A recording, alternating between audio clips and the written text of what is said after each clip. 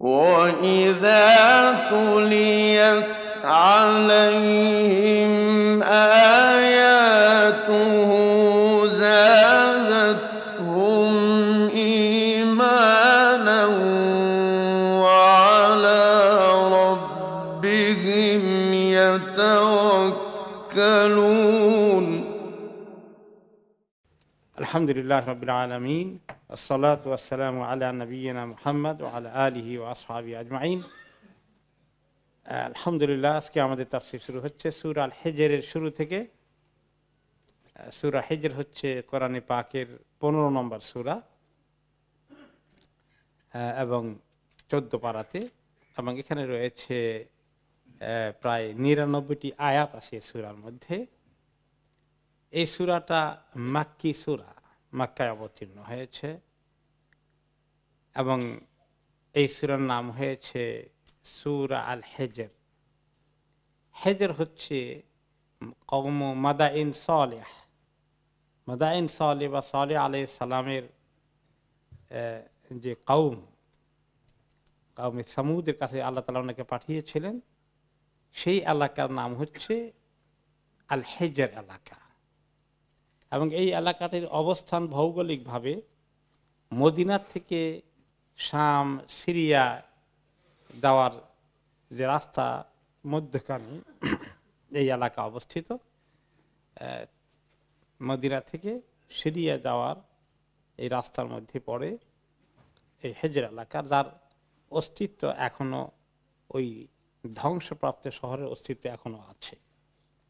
সেখানে আপনারা জানেন যে সালেহ আলাইহিস সালামের কাহিনী আসবে, যে ওনার কাছে তারা একটা আলামত চেয়েছে তিনি যে নবী প্রমাণ করার জন্য। সেটা একটা গাভী, একটা গরু, যে গাভীটি হবে গর্ভ রয়েছে, যার গর্ভে বাছুর রয়েছে, এইরকম একটা গাভী যদি পাহাড়ের মাঝখান থেকে পাহাড় ছিদ্র হয়ে বেরিয়ে আসে, তাহলে এটা একটা আলামত হিসাবে, মুজিজা হিসাবে তাকে নবী হিসাবে মেনে নিয়ে যেতে পারে। কিন্তু তারা শেষ পর্যন্ত মানেনি। তাদের উপরে কি শাস্তি হয়েছে আমরা শুনেছি, আবারও শুনব। সেই এলাকা উপলক্ষে, সেই ঘটনা উপলক্ষে এই সূরার নামকরণ হয়েছে সূরা আল হিজর। আমার এবার খুব ইচ্ছা ছিল সেখানে যাওয়ার, আমি প্ল্যান করেছিলাম, কিন্তু পরে হঠাৎ করে খবর আসলো যে এই মুহূর্তে সরকার সেখানে ক্লোজ করে রেখেছে এরিয়াটা, সেখানে যাতে আরো মানুষ বেশি করে যেতে পারে তার জন্য, পর্যটকদের জন্য, টুরিস্টদের জন্য ফ্যাসিলিটি ইত্যাদি তৈরি করতে আরো কিছু প্ল্যান প্রোগ্রাম হাতে নেওয়া হয়েছে, যার ফলে দেখার সুযোগ হয়নি। তো খুব ঐতিহাসিক ঘটনা, যেটা সাক্ষী কত শো বছর পরে, কত হাজার বছর পরে এখনো পৃথিবীতে বর্তমান আছে। তো এই সূরা আল হিজরের বিষয়বস্তুগুলো কি? সূরা হিজর যেহেতু মাক্কি জিন্দেগির সূরা, মাক্কি জিন্দেগির মেইন বিষয়বস্তু কি? তাওহীদ, সহিহ আকীদা, শিরকের মোকাবিলায় তাওহীদকে আরবদের মধ্যে প্রতিষ্ঠিত করা, এবং আল্লাহর ওয়াহদানিয়তের খবর, নবুয়তের খবর, এবং আখিরাতে ইয়াউমুল বাস, মৃত্যুর পরে পুনরুজ্জীবন। তিনটা মূল জিনিস ইসলামের মানুষের জন্য জানা দরকার। একটা আল্লাহ তাআলার পরিচয়, তিনি এক, তার প্রতি সেই ঈমান, তার হুকুম মেনে চলা। 2 নম্বর কি? সেই নবী আল্লাহকে পেতে হলে, আমল করতে হলে কোন নবীকে অনুসরণ করতে হবে? আখিরি নবী মুহাম্মদ সাল্লাল্লাহু আলাইহি ওয়াসাল্লামের, ওনার কথা। আর 3 নম্বর, মানুষ এগুলো যদি আমল করে তাদের জন্য আখিরাতে যে সুন্দর জান্নাতের ব্যবস্থা আছে সেগুলো শোনা, এবং এই কথাগুলো না মানলে কি যে ক্ষতিগ্রস্ত হবে, আখিরাতে জাহান্নামে কিভাবে মানুষ শাস্তি পাবে। এই 3টি মূল বিষয় হচ্ছে মূল ইসলামী আকীদার জিনিস: তাওহীদ, রিসালাত এবং আখিরা। এই তিনটাই এই সূরার বিষয়বস্তু হিসেবে এসেছে। এবং এই দাওয়াতের দিতে গিয়ে তিনি অন্যান্য নবীদের কাহিনী শুনিয়ে তাদেরকে দৃষ্টি আকর্ষণ করেছেন। সেজন্য আল্লাহ রাব্বুল আলামিন এখানে অনেক নবীদের কাহিনী আবার রিপিট করেছেন। এরপরে যে সমস্ত কাউম অতীত যুগে ইসলামের দুশমনি করেছে, নবীদের সঙ্গে দুশমনি করেছে, তাদের প্রতি কি শাস্তি নেমে এসেছে, আল্লাহ তাআলার গজব পতিত হয়েছে, সেগুলোর কিছু ঘটনাও এই সূরাতে এসেছে। এছাড়া আরেকটি বড় শত্রুতা আছে মানব জাতির সঙ্গে আরেকজনের, তার শেখে ইবলিস শয়তান। তার সঙ্গে যে শত্রুতা আছে, সেই শয়তানকে মানুষ কিভাবে বন্ধুরূপে গ্রহণ করে সেটা কাহিনী আবার মানুষকে স্মরণ করে দেওয়া হয়েছে। আদম আলাইহিস সালামের সৃষ্টি, শয়তানের সঙ্গে মানুষের দুশমনী, সেই ঘটনা এই সূরায় আসবে। এরপরে সর্বশেষে এই সূরায় থাকবে রাসূলুল্লাহ সাল্লাল্লাহু আলাইহি ওয়াসাল্লামকে মানার জন্য একটি মুজিজাই যথেষ্ট। সেটা হচ্ছে একটি জীবন্ত কোরআন আল্লাহ তাআলা ওনাকে দিয়েছেন, যে কোরআনটার জ্ঞানটা আজ পর্যন্ত পৃথিবীর মানুষের কাছে চ্যালেঞ্জ হয়ে আসে। সত্যিকার অর্থে নিরপেক্ষভাবে কোনো পণ্ডিতের পক্ষে সম্ভব হবে না কোরআনের অনেক কিছুকে খণ্ডন করা, চ্যালেঞ্জ করা, মানতে অস্বীকার করা। তো এগুলো সমস্ত জ্বলন্ত প্রমাণ এবং চ্যালেঞ্জ। ইসলাম হক, কোরআন হক, আল্লাহর কাছ থেকে আসা, এটা কোনো মানুষের তৈরি কোনো কালাম নয়।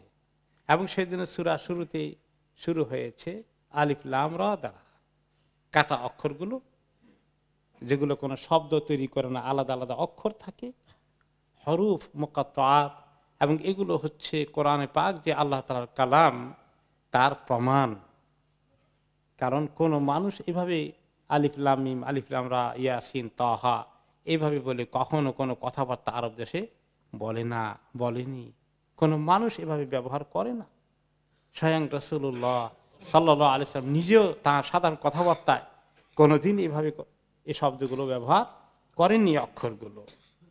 এবং এটা খুব বেখাপ্পা হয়ে গেছে, বেকায়দা লাগে, এরকমও আরবরা বলতে পারেনি। কি বলে এগুলো, আলিফ লাম কি জিনিস, হ্যাঁ মিম কি, এগুলো তাদের কাছে তারা প্রশ্ন তুলতে পারেনি। কাজেই আলহামদুলিল্লাহ, এটা আরেকটি জ্বলন্ত প্রমাণ, কোরআন হক। আল্লাহ তাআলা শুরু করছেন আলিফ লাম রা তিলকা আয়াতুল কিতাবি ওয়া কুরআনিম মুবিন।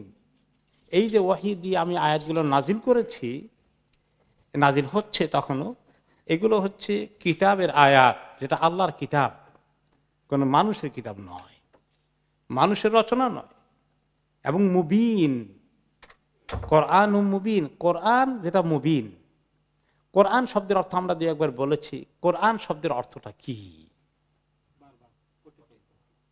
কেউ কেউ বলেছেন যেটা পঠিত হয় বারবার, কারা ইয়াকরাউ কোরআনান, পড়া। এটার একটা অর্থ হচ্ছে পড়া, যেটাকে অন্য শব্দে আরবিতে বলা হয় কিরাআহ। কিরাআহ মানে পড়া। আর কোরআন যেটা বারে বারে পড়তে হয়, পড়া, আর যেটা পঠিত হওয়া উচিত। কোরআন একটা বই আকারে পড়ার মতোই বই, এটার নাম হচ্ছে কোরআন। এবং এটি মুবিন, এটি অত্যন্ত সুস্পষ্ট।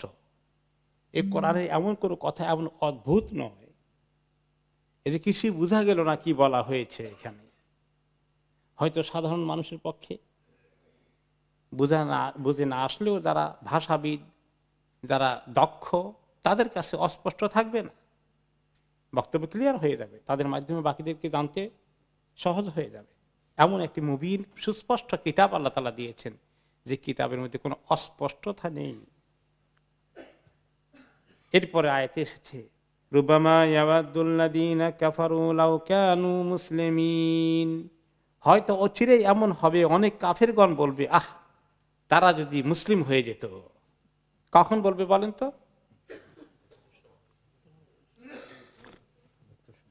একটা হলো একাধিক টাইমে তারা এটা বলবে, একবার শুধু বলবে না। একটা হলো মৃত্যুর সময়ে, যখন মালাকুল মাউতকে দেখতে পাবে, তখন আর ইয়াকিন করতে আর কোনো বাধা থাকবে?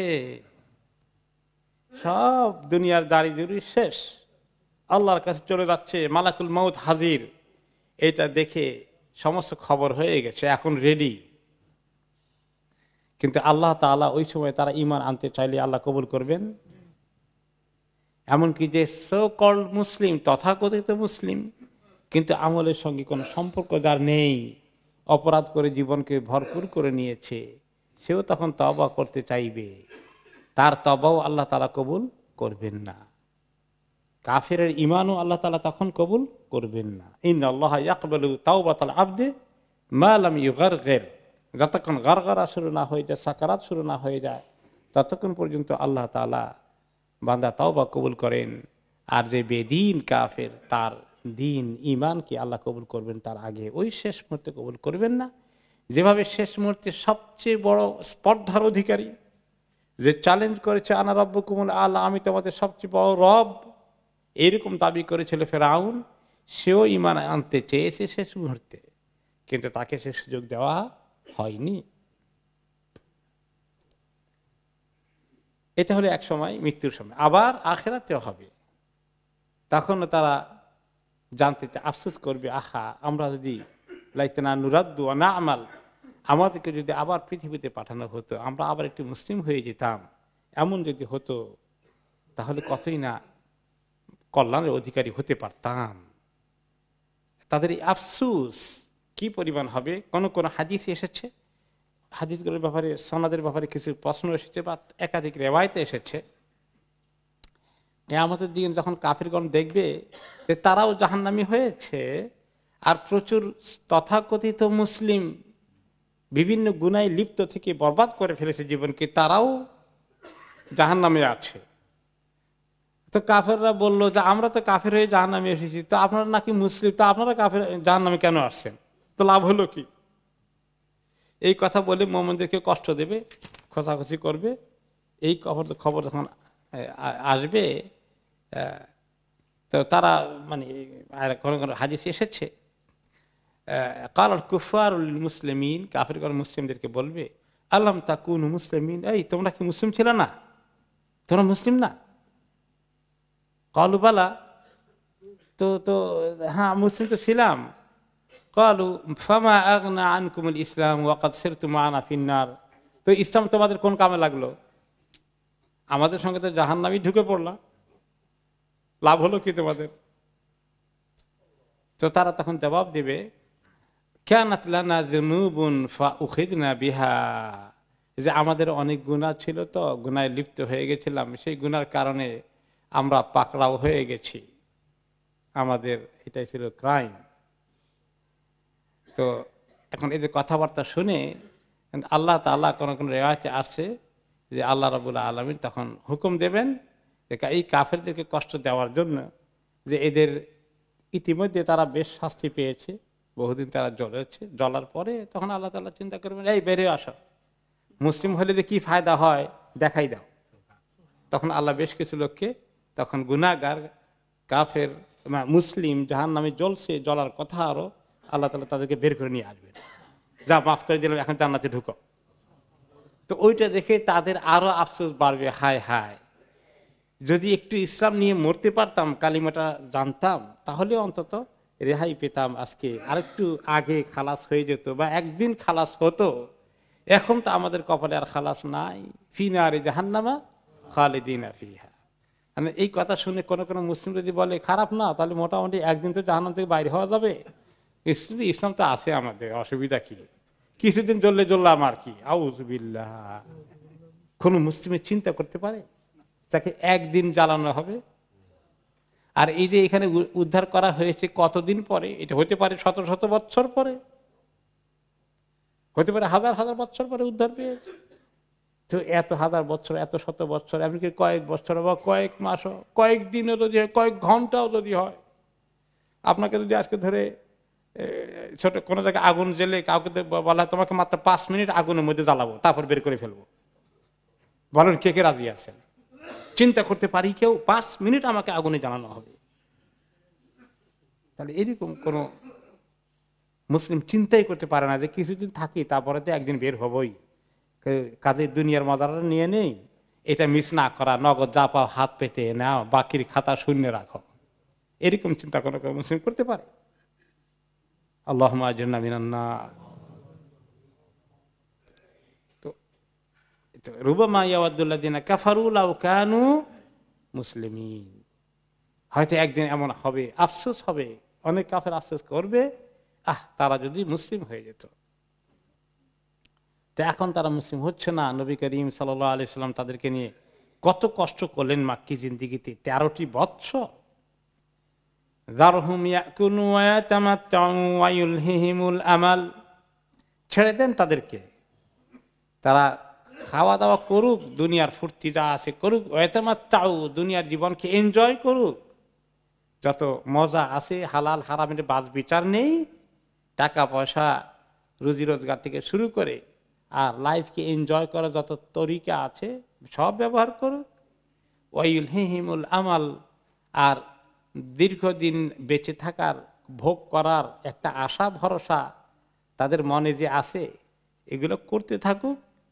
ফাসাউফা ইয়ালামুন, তারা অচিরেই জানতে পারবে হাকিকত কি, রিয়েলিটি একদিন তারা বুঝতে পাবে।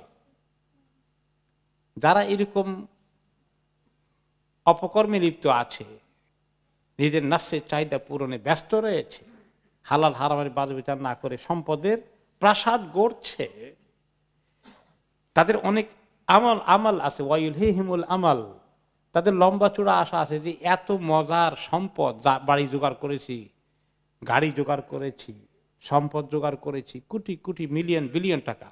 5-10 বছর আগে যে লোকদেরকে আপনি দেখেন যে কোন হালতে ছিল, এখন কোন হালতে আছে, কি পরিমাণ টাকা অর্থ সম্পদ জোগাড় করেছে। আচ্ছা বলেন তো, এই লোকটা কতদিন বাঁচবে? তাকে যদি জিজ্ঞেস করেন, সেও জানে যে এসে বহুদিন বাঁচতে পারবে না। এই সম্পদ যা জোগাড় করেছে সবগুলো ভোগ করার মতো তার হায়াতে কুলাবে না।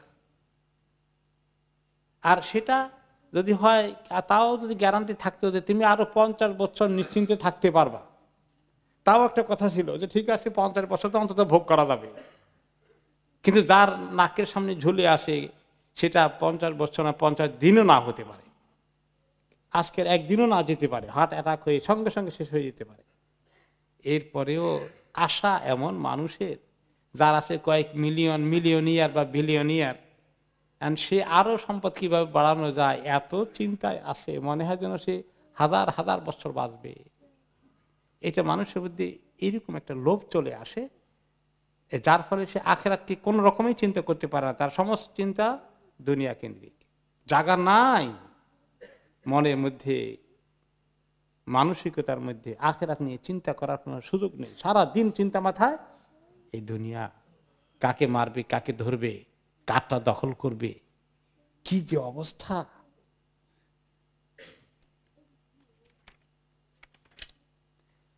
ওয়ামা আহলাকনা মিন ক্বরিয়াতিন ইল্লা ওয়ালাহা কিতাবুম মা'লুম মা তাসবিকু মিন উম্মাতিন আজালাহা ওয়া মা ইস্তাখিরুন। এখন তারা মাঝে মধ্যে বলতো কাফেরগণ যে তুমি এত চ্যালেঞ্জ করে মুহাম্মদ, আল্লাহর কথা না মানলে কত আযাব আল্লাহ তাআলা দিবেন, কত কওমকে আল্লাহ হালাক করেছেন। তো বহুদিন তো হয়ে গেল, মক্কা 13 বছর তো উনি কাটালেন, কই কি হলো? আমরা তো তোমার কথা না মেনেই চলে আসছি, কয়েক বছর পার হয়ে গেছে, কিছুই তো হয় নাই। এগুলো বলে বলে তুমি আমাদেরকে কাওয়ার্ড মনে করেছ, ওগুলো বলে বলে তুমি আমাদেরকে তোমার দিন হইতে ভয় দিয়ে ঢুকাই দিবা, আমাদের কিছু হবে না। তো আল্লাহ তাআলা বলেন, ওমা আহলাকনা মিন ক্বরিয়া, আমি কোন গ্রাম, জনপদ, শহরকে ধ্বংস করিনি আযাব দিয়ে, ইল্লা ওয়ালাহা কিতাবুম মা'লুম, যার নির্দিষ্ট সময় না থাকা, নির্দিষ্ট সময় ছিল না, হঠাৎ করে আমি সিদ্ধান্ত করেছি তা না, আমি অনেক আগে সিদ্ধান্ত নিয়ে রেখেছি, এগুলো প্ল্যান করা আছে, প্রোগ্রাম করা আছে, পরিকল্পনা হয়ে আছে, কিতাবুম মা'লুম, লিখিত আছে কবে কখন ঘটবে।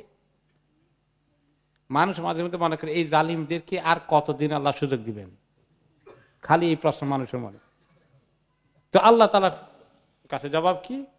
কিতাবুম মা'লুম, একদম আল্লাহর কাছে জানা আছে, ভেরি ক্লিয়ার লেখা আছে।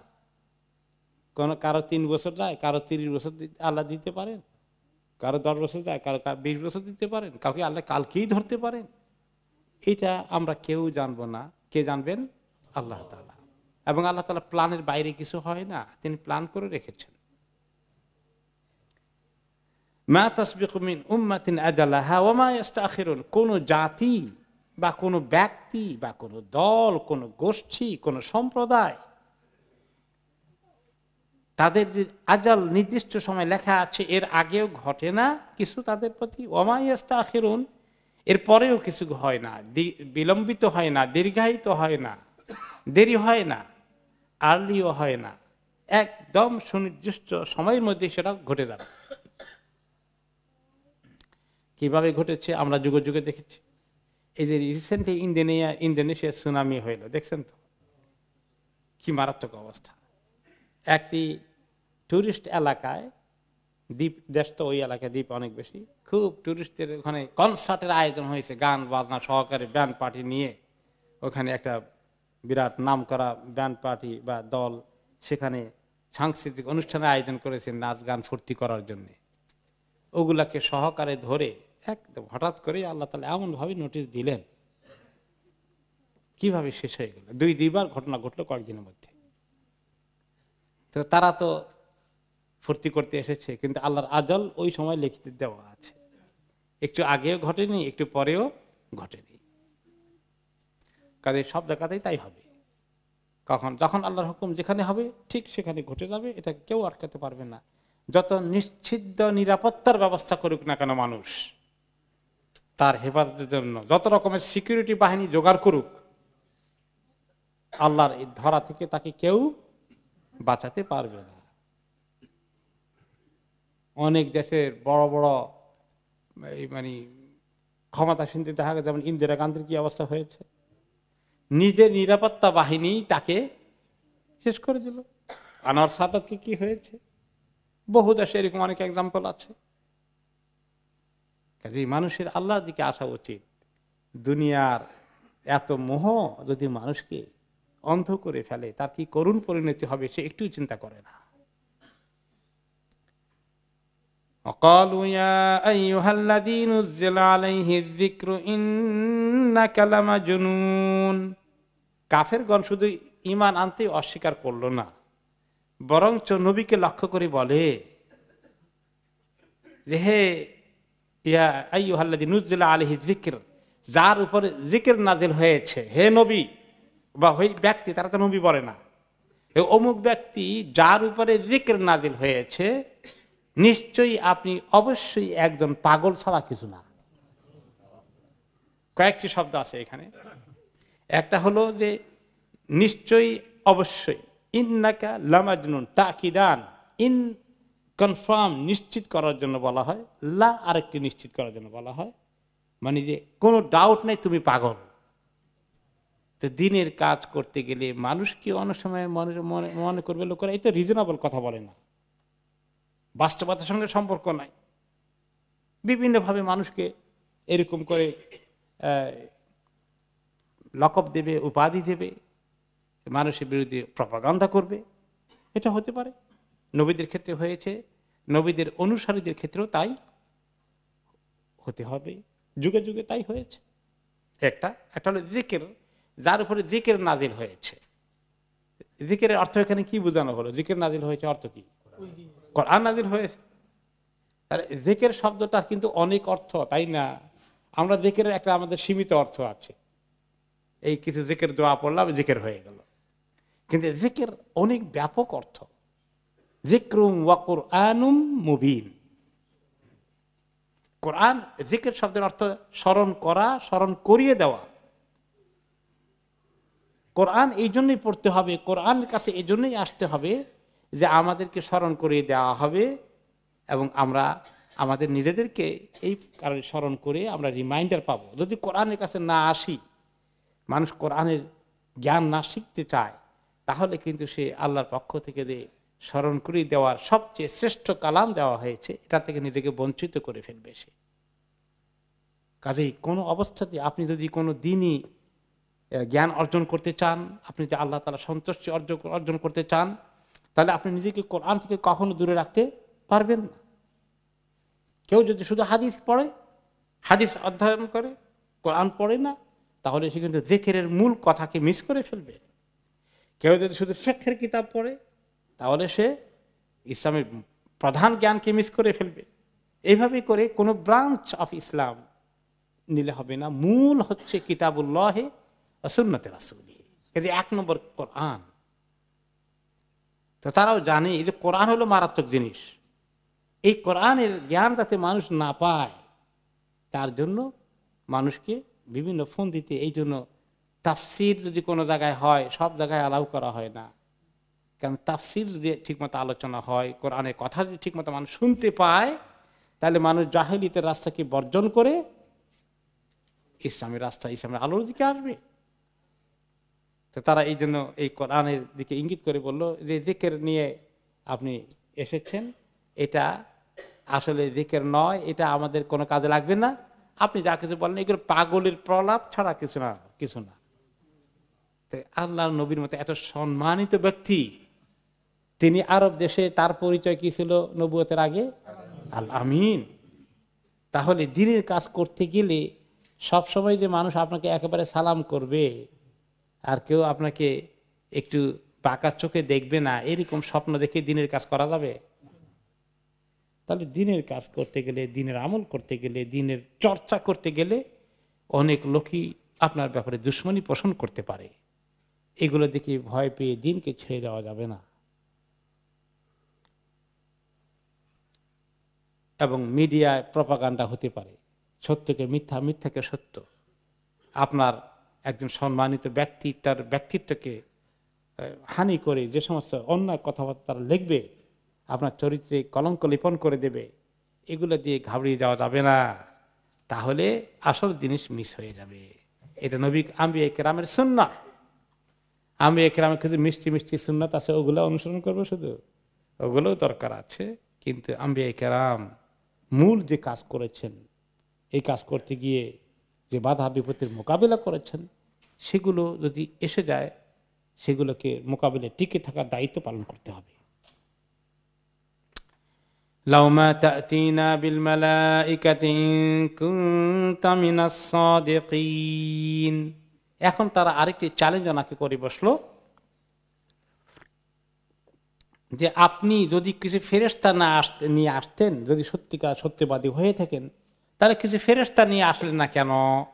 আপনাকে সিকিউরিটি গার্ড দিত কিছু ফেরেশতা, আর সবাইকে বলতো যে দেখো যে আল্লাহ নবী বেয়াদবি করবে না, কিন্তু খবর আছে। তাহলে তো এইরকম একটা অদ্ভুত ধরনের অবাস্তব একটা প্রস্তাব তারা নিয়ে আসলো। আল্লাহ রাব্বুল আলামিন মানুষকে ফেরেশতা দিয়ে ঠিক করবেন, তাহলে নবী পাঠানোর দরকার কি? ঈমান গ্রহণ করা, আমলের দিকে এগিয়ে আসা, স্বেচ্ছায় আমি এগিয়ে আসছি কিনা, এটাই তো পরীক্ষা হচ্ছে। আর যে আল্লাহ তাআলা যদি আমাদেরকে শাস্তি দেওয়ার যে হুকুম মানা, তা না হলে কিন্তু এখনই মেরে ফেলবো, তাহলে কি এটা কোনো ঈমানের কোনো পরীক্ষা আর হলো? এখানে কোনো পরীক্ষা হলো না। তাহলে পরীক্ষা দুনিয়া মধ্যে, লিয়াবলুয়াকুম আইয়ুকুম আহসানু আমালা, এসব কিছুর আসল পারপাস হচ্ছে তোমাদেরকে ইবতিলা করবেন, কে তোমরা ভালো আমল করার জন্য এগিয়ে আসছ, এর বিনিময়ে তুমি জান্নাত পাবে। আর কে খারাপ আমলের দিকে মজা আছে, ওদিকে দৌড়ে যাচ্ছ আর দিনকে ছেড়ে দিচ্ছ, ভালো রাস্তাকে বর্জন করছ, এই তো পরীক্ষা, এর বিনিময়ে পাশ ফেল হবে আখিরাতে।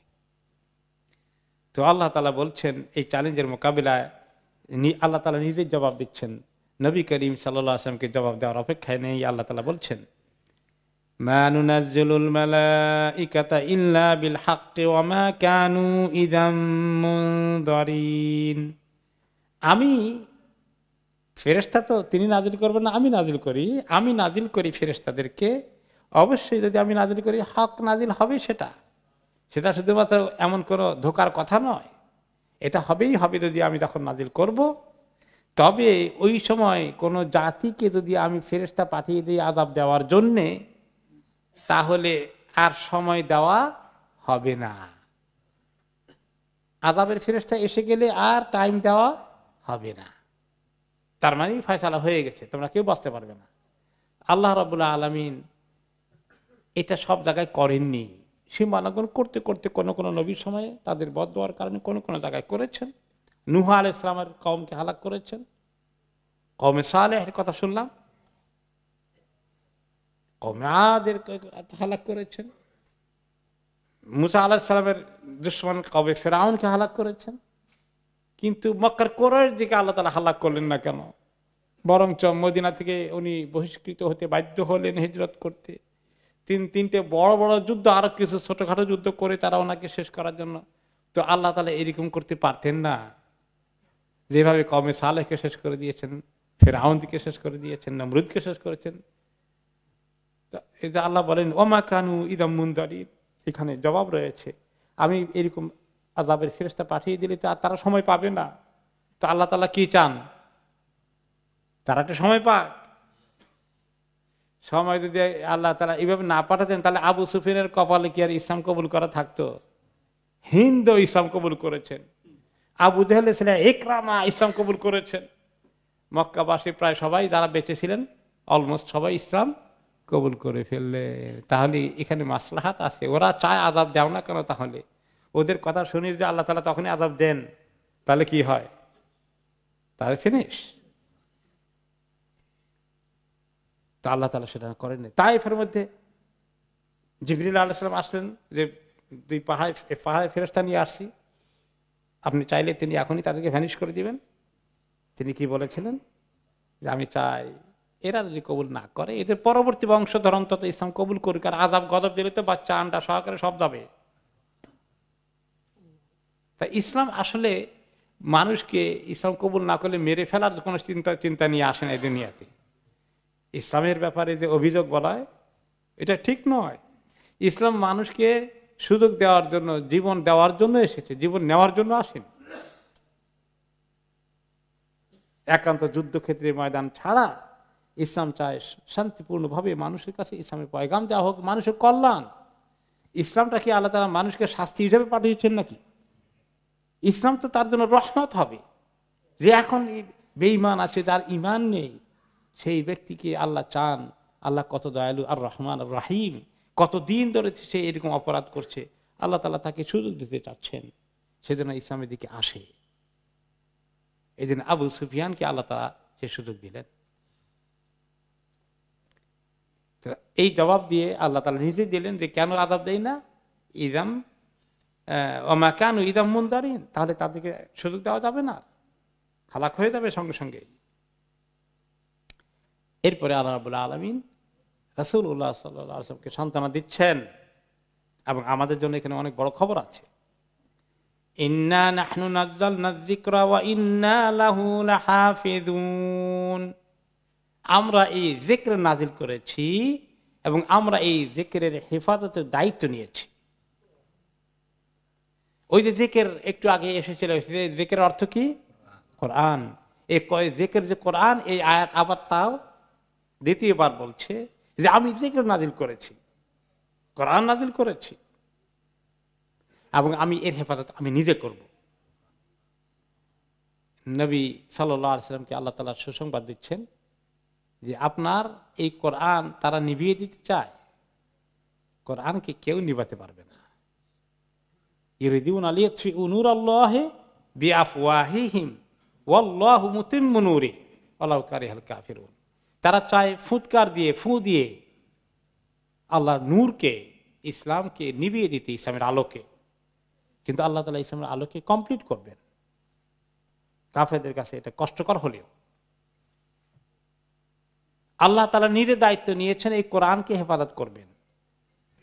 এর আগের যে কিতাবগুলো আল্লাহ তাআলা পাঠিয়েছিলেন, তাওরাত, জাবুর, ইনজিল, এগুলোর ব্যাপারে আল্লাহ তাআলা এই কথা বলেন নাই, শুধু কোরআনের ব্যাপারে বলেছেন। আগের কিতাবগুলোর ব্যাপারে আল্লাহ তাআলা বলেছেন সেটা অন্যভাবে, যে আল্লাহ তাআলা বিমাস্তুহফিযু মিন কিতাবিল্লাহ,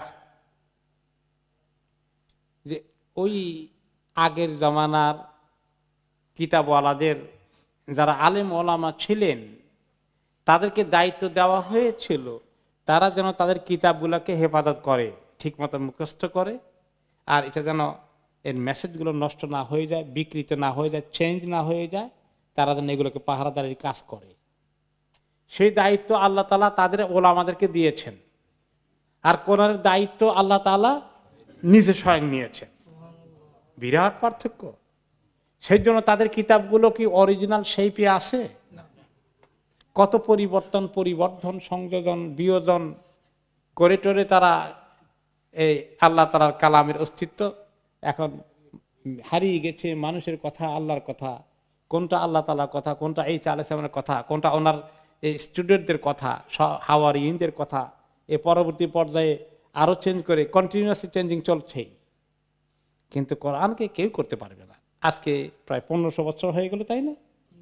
একটি অক্ষরও চেঞ্জ করা যায়নি, একটি আয়াতও চেঞ্জ হয়নি, একটি সূরাও চেঞ্জ হয়নি। এবং যতদিন দুনিয়াতে কোরআন থাকবে, অবিকল থাকবে, ইনশাআল্লাহ চেঞ্জ হবে না। টাইম টু টাইম চেষ্টা করা হয়। কাদিয়ানীদের পক্ষ থেকে কোরআনের মাঝে মধ্যে ছাপানো হয় হেরফের করে, অমুসলিমদের পক্ষ থেকে ছাপানো হয়, এরকম ঘটনা কয়েকবার হয়েছে। বাজারে ছেড়ে দিলে খুব সুন্দর করে কায়দা করে দেখা গেল যে এর ভিতরে রং ট্রান্সলেশন করেছে, আয়াতের হেরফের করে ফেলেছে, ইত্যাদি করেছে। আলহামদুলিল্লাহ, চিনতে এই উম্মতের কোনো অসুবিধা হয়নি। উম্মতের অনেক দুর্বলতা সত্ত্বেও কোরআনকে ঠিক রাখার ক্ষেত্রে কোনো গাফলতি পাওয়া যাচ্ছে না, আল্লাহ তাআলা ধরিয়ে দিচ্ছেন। কোনোদিন সফলকাম হবে না। কত পয়সা খরচ করবে করো দেখি, তোমরা চ্যালেঞ্জ আছে আল্লাহ তাআলার পক্ষ থেকে, কোনোদিন কোরআনকে চেঞ্জ করতে পারবে না। আলহামদুলিল্লাহ, যত চেষ্টাই করো না কেন, যত বুদ্ধি কাজে লাগাও না কেন, কাজ হবে না ইনশাআল্লাহ। ওয়ালাকাদ আরসালনা মিন ক্বাবলিকা ফি শিয়াইল আউয়ালিন, নিশ্চয়ই আপনার আগে জামানায় যে বিভিন্ন গোত্র গোষ্ঠী সম্প্রদায় যারা ছিল, তাদের কাছে রসুল পাঠিয়েছি। কত পাঠিয়েছি আমি, কত রসুল পাঠিয়েছি। তো আপনি যে এরকম ফেস করছেন ডিফিকাল্ট সিচুয়েশন, দুনিয়ার মানুষের সম্পূর্ণ বিরোধিতা, চরম দুশ্মনী, এগুলো শুধু আপনি একা ফেস করছেন না হে রাসূল, আপনার আগে সব নবীরাই ফেস করেছেন। তো আরবিতে একটা কথা আছে যার অর্থ হচ্ছে, বিপদ যদি নিজের একলা হয় খুব বেশি বড় বিপদ মনে হয়ে যায়, আর বিপদ যদি অনেকের উপরে আসে, গড়ে আমিও আসি বিপদে, তাহলে মোটামুটি একটু ছোট লাগে। তো নবী করিম সাল্লাল্লাহু আলাইহি সাল্লামকে একটু সান্ত্বনা দেওয়া হচ্ছে যে আপনি শুধু একলা মোকাবেলা করেন না এরকম কঠিন পরিস্থিতি, আপনার আগের নবীরা এরকম সবাই এরকম পরিস্থিতি মোকাবিলা করতে হয়েছে। দুনিয়ার মানুষের একই সিস্টেম চলে এসেছে। ওমা ইয়াতিহিম মির রাসূলিন ইল্লা কানু বিহি ইস্তাহজিউন, যখনই কোন নবী রাসূল তাদের কাছে এসেছে, তারা তাদেরকে নিয়েই উপহাস করেছে, ঠাট্টা করেছে, বিদ্রূপ করেছে। তো খালি উপহাস আর বিদ্রূপ, এটা তো শুরু মাত্র, তাই না? কিন্তু এখানেই সীমাবদ্ধ থাকে নাকি? তারপরে কোন দিকে যায়? এরপরে অত্যাচার, নির্যাতন, পারলে জীবন নাশ, যে হুমকি, জীবনের নিরাপত্তাও থাকে না। কত নবীকে জবাই করা হয়েছে, হত্যা করা হয়েছে। কাযালিকা নাসলুকুহু ফি কুলুবিল মুজরিমিন, এভাবেই আমি এই রাস্তার দিকে নিয়ে যাই যারা মুজরিম, ক্রিমিনাল, তাদের অন্তরের মধ্যে এভাবেই জিনিসগুলো চলতে থাকে। কারণ অপরাধ করার কারণে হক তাদের দিলে জায়গা পায় না। ক্রিমিনালদের কাছে তাদের অন্তরটা কলুষিত হয়ে আছে, এখানে আলোর কোনো জায়গা নাই, অন্ধকার দিয়ে ভর্তি। এইভাবেই দিনের দুশ্মনী হয়ে যায়। ক্রিমিনালদের অন্যতম পরিকল্পনা, তারা দিনকে গ্রহণ করতে চায় না। লা ইউমিনুনা বিহি ওয়া ক্বাদ খালাত সুন্নাতুল আউয়ালিন, তারা কখনো এই আয়াতের প্রতি ঈমান আনবে না, ঈমানের প্রতি, এই কিতাবের প্রতি, এই ওয়াহির প্রতি। এভাবেই পূর্ব যুগের জাতিগুলো তাই করেছে। হে নবী, এগুলো হবে, আপনি এগুলাকে দেখে ঘাবড়াবেন না, ধৈর্য সহকারে আপনার দায়িত্ব পালন করে যান। তো নসিহত কি শুধু নবী আলাইহিস সালামকে করা হচ্ছে? আর কাদেরকে করা হচ্ছে? আমাদেরকে, উম্মতকে, যে এরকম হবে, দিনের পর টিকে থাকো তুমি, তোমার অনেক মোকাবিলা করতে হবে, পরিস্থিতি খুব জটিল হয়ে যাবে। এই সমাজে মনে হয় যেন তুমি একটু কেমন বেখাপ্পা হয়ে গেলে, তোমাকে মনে হয় যেন অনেকে অ্যাকসেপ্ট করছে না। এগুলো পরোয়া না করে টিকে থাকতে হবে সবার সাথে। তারা যে আরো চ্যালেঞ্জ করেছিল, ওই যে চ্যালেঞ্জের জবাব, যে আপনি ফেরেশতারা আসে না কেন ইত্যাদি, অথবা আমরা নিজেরা দেখি না কেন, কেমনি ওহী আসে, কার কাছে আসে, আল্লাহ কেমনি আল্লাহকে দেখবো। ওই যে মুসা আলাইহিস সালাম কম কি বলছিল, আল্লাহকে স্বয়ং দেখতে চাই, কিন্তু কথা তো শুনলাম ঠিকই, আপনার সঙ্গে উনি বলেন দেখলাম তো না। তো আল্লাহ তাআলা এগুলো মনে করে দিচ্ছেন যে শোনেন, আপনার এইদের এই আবদার শুনে আপনি যদি মনে মনে ভাবেন, আচ্ছা 2-4 জন ফেরেশতা আসলে খারাপ হতো কিনা, এই উসিলায় যদি অন্তত তারা ঈমান কবুল করতে, অসুবিধা কি? আপনার মনে যদি এরকম কোনো ধারণাও আসে, তাহলে শুনেন। ওয়ালাউ ফাতাহনা আলাইহিম বাবাম মিনাস সামাই ফাযাল্লু ফীহি ইয়ারজুন। আরে শুনেন হে নবী, যদি আমি আকাশের দরজা খুলে দেই তাদের জন্য, আর তারা একেবারে সিঁড়ি নেমে আসছে আকাশের দরজা থেকে, আর চট করে উঠে যাচ্ছে আকাশের দিকে, উঠতে থাকলো বহুদূর গেল, অনেক কিছু মালাকুতুস সামাওয়াতি ওয়াল আরদ দেখলো, অনেক কিছু দেখার পরে কি বলবে জানেন? সেটা আমি বলে দেই আপনাকে। লাকালু ইন্নামা সুক্কিরাত আবসারুনা, তারা বলবে কি ব্যাপার, চোখে মানে ধাঁধা দেখতে পাচ্ছি, চোখে ধাঁধা দেখতে পাচ্ছি, চোখ ঠিকমতো কাজ করেন, কি দেখি এগুলা? কোন এই ধরনের কোন ম্যাজিক ট্যাজিক কিছু হলো কিনা? বাল নাহনু কাউমুম মাসহুরুন, তারা বলতে বলবে না, মনে হয় আমাদেরকে প্রচন্ড জাদু করে কি একটা দেখানো হচ্ছে, জাদুর ভেলকি দেখানো হচ্ছে, খবরদার সাবধানে থাকো, এগুলো কবুল করার দরকার নেই। মানুষের সাইকোলজি, মানুষ থেকে কি আল্লাহ বেশি ভালো জানেন না? সুবহানাল্লাহ। যারা হককে দেখে কিভাবে হকের মোকাবিলা করে দুনিয়া পাওয়ার জন্য নিজেকে মুসলিম বলে দাবি করে, ইসলামের বিরুদ্ধে সারা দিন পরিকল্পনা করে, আর তারা নাকি মুসলিম।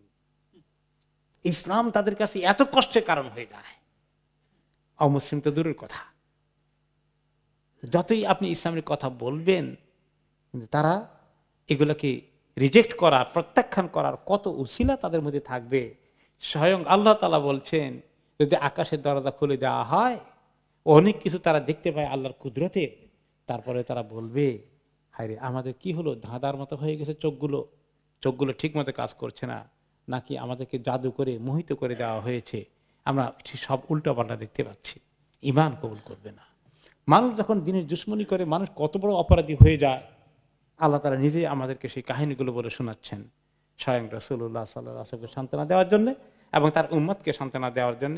আল্লাহ তাআলা আমাদেরকে দুনিয়ার সমস্ত দুর্যোগের মোকাবিলায় ইসলামকে নিয়ে মজবুত হয়ে টিকে থাকার জন্য আল্লাহ তাআলা আমাদেরকে তৌফিক দান করেন। আল্লাহ তাআলা যেন এই দিনকে সাহায্য করেন, দিনের দুশমন যারা করে তাদেরকে যেন আল্লাহ তাআলা হেদায়েত দান করেন, আর হেদায়েত না থাকলে তাদেরকে যেন আল্লাহ তাআলা দুনিয়া থেকে আল্লাহ নিজে যেন মোকাবিলা করেন, যেভাবে আল্লাহ তাআলা নবীর দুশমনদের মোকাবিলা করেছেন। আগামী সপ্তাহে আমরা তাফসীর শুনবো ইনশাআল্লাহ, সূরা আল হিজরের 16 নম্বর আয়াত থেকে বিইজনিল্লাহ।